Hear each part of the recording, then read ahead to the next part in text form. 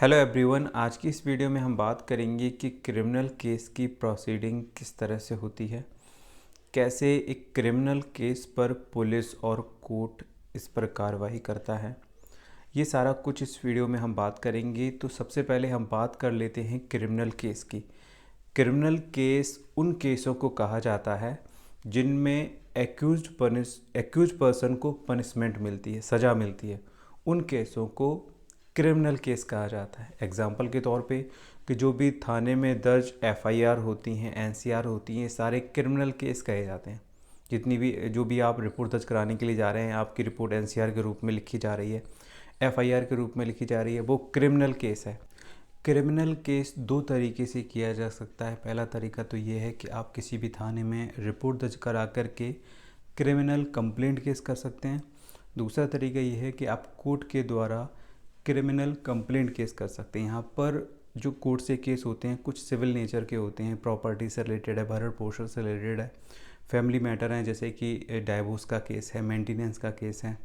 तो इनके बारे में बात नहीं कर रहा हूँ मैं, क्रिमिनल कंप्लेंट केस के बारे में बात कर रहा हूँ जिसमें एक्यूज को पनिशमेंट मिलती है। ठीक है, तो आप कोर्ट से कंप्लेंट केस करके भी क्रिमिनल केस कर सकते हैं और थाने में आप रिपोर्ट दर्ज करा करके भी आप क्रिमिनल स्टेट केस कर सकते हैं। सबसे पहले हम बात कर लेते हैं क्रिमिनल स्टेट केस की। अगर कोई व्यक्ति किसी भी थाने में कोई भी रिपोर्ट दर्ज कराता है, तो अगर उसकी रिपोर्ट एनसीआर के रूप में लिखी जा रही है, तो इसका मतलब ये है कि उसको सीओ के माध्यम से या फिर वकील के द्वारा कोर्ट के माध्यम से उसे इन्वेस्टिगेशन का ऑर्डर कराना पड़ेगा, जो कि सीआरपीसी की धारा 155(2) के तहत होगा।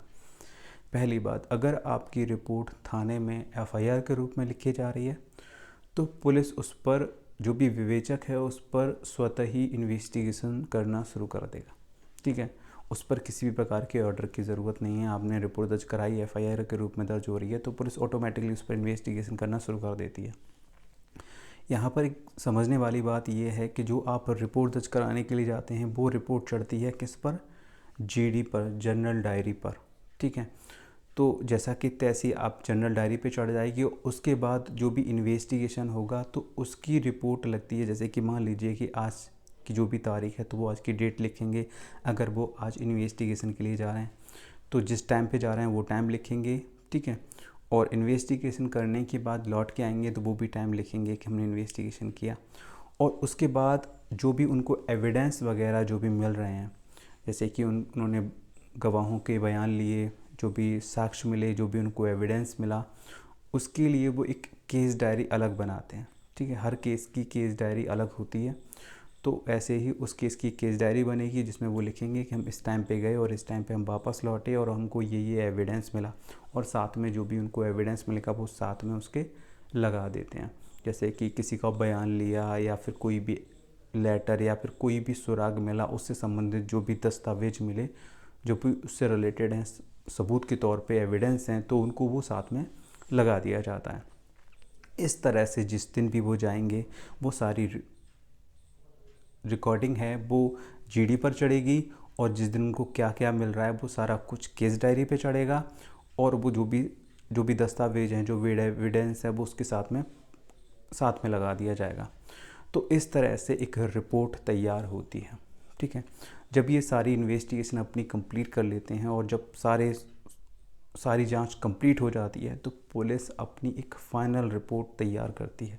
अगर उसको एविडेंस मिल रहा है तो वो अपनी रिपोर्ट, जो भी फाइनल रिपोर्ट है, वो फॉल्स रिपोर्ट के रूप में लगाएगी कि ये जो इन्वेस्टिगेशन हमने किया है, ये जो रिपोर्ट लिखाई गई है, उस पर हमें कोई भी एविडेंस, कोई भी साक्ष्य नहीं मिला, और इस आधार पर वो कोर्ट में फॉल्स रिपोर्ट लगाती है। लेकिन अगर पुलिस को एविडेंस मिला है, साक्ष्य मिला है, तो पुलिस अपनी फाइनल रिपोर्ट के रूप में चार्जशीट लगाएगी। यहाँ पर वो लिखेगी कि जो भी घटना है उसके संबंध में हमने अपनी इन्वेस्टिगेशन में पाया कि ये लोग इन धाराओं में आरोपी हैं। तो वो इस तरह से अपनी एक फाइनल रिपोर्ट तैयार करती है और उसको वो भेज देती है सीओ के पास। अब सीओ देखता है, अगर उसमें कोई कमी है तो वो दोबारा थाने भेज देता है कि इस कमी को दूर करो।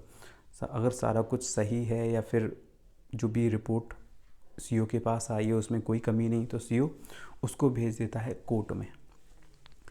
अब कोर्ट में जो भी फाइनल रिपोर्ट आई है, अगर वो एफआर के रूप में आई है, तो जो भी शिकायती है उसको एक नोटिस भेजा जाता है, उसको इसकी इत्तला दी जाती है। तो यहाँ पर ये एक अलग प्रोसीजर है कि अगर एफआईआर लग गई है तो वो बाद में प्रोटेस्ट डाल सकता है, ठीक है, उसको बाद में एज ए कंप्लेंट केस भी ट्रीट करा सकता है। वो एक अलग प्रोसीजर है, इस पर मैंने एक अलग वीडियो बनाई है, उसको आप देख सकते हैं कि एफआईआर लगने के बाद की क्या प्रोसीजर है, तो वो भी मैंने इस पर वीडियो बनाई है। तो अब क्या है कि अगर कोर्ट में चार्जशीट लगी है तो चार्जशीट के बाद क्या होगा, जो भी आरोपी लोग हैं, एफआईआर भले ही एक इंसान के नाम पे हुई हो, अगर पुलिस ने अपने इन्वेस्टिगेशन में 4 लोगों को आरोपी बनाया है, 4 लोगों को आरोपी माना है, या उसकी इन्वेस्टिगेशन में ऐसा कुछ सामने आया है, तो 4 लोगों को वो आरोपी बनाएगी।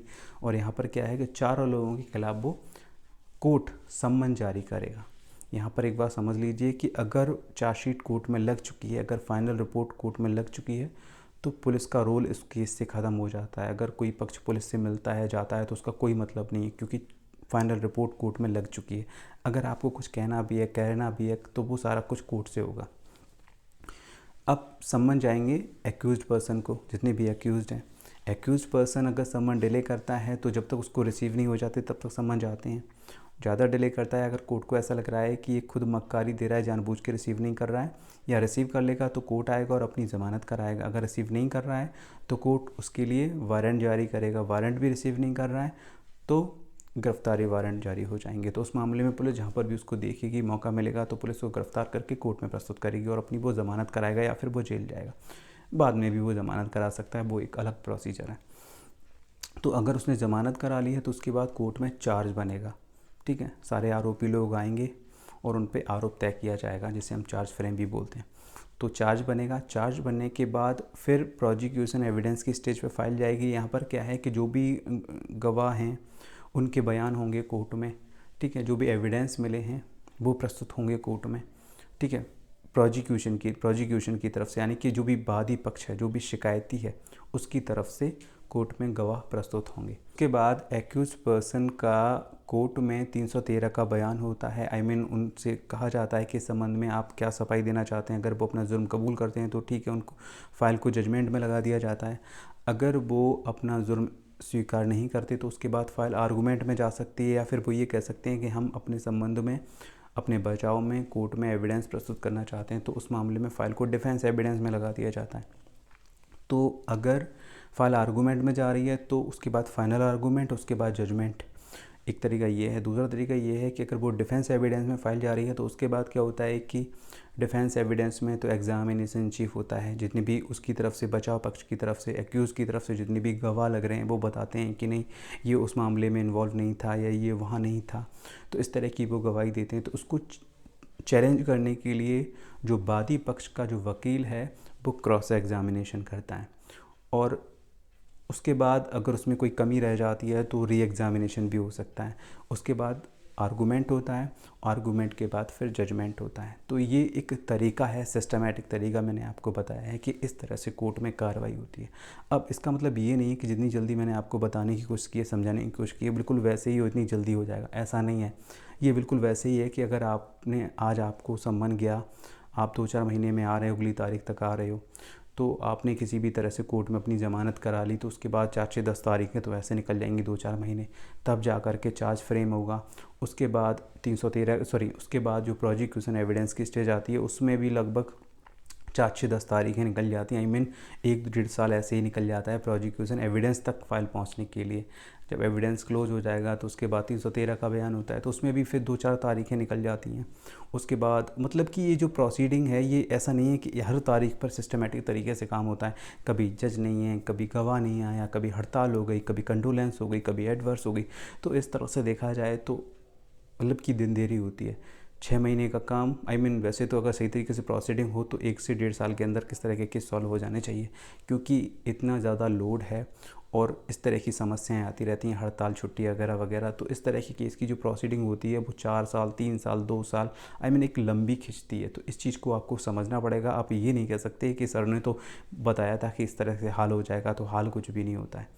अगली बात यह है कि क्रिमिनल कंप्लेंट जो केस होता है इस पर मैं एक अलग से वीडियो बनाऊंगा, जिसमें आपको बताऊंगा कि 200 के बयान में क्या होता है, CRPC 200 का बयान 201 में क्या होता है, 202 में क्या होता है, 203 में क्या होता है, 204 में क्या होता है। ये कंप्लेंट केस का प्रोसीजर है, क्रिमिनल कंप्लेंट केस। इसका प्रोसीजर भी मैं एक अगली वीडियो में बताऊँगा।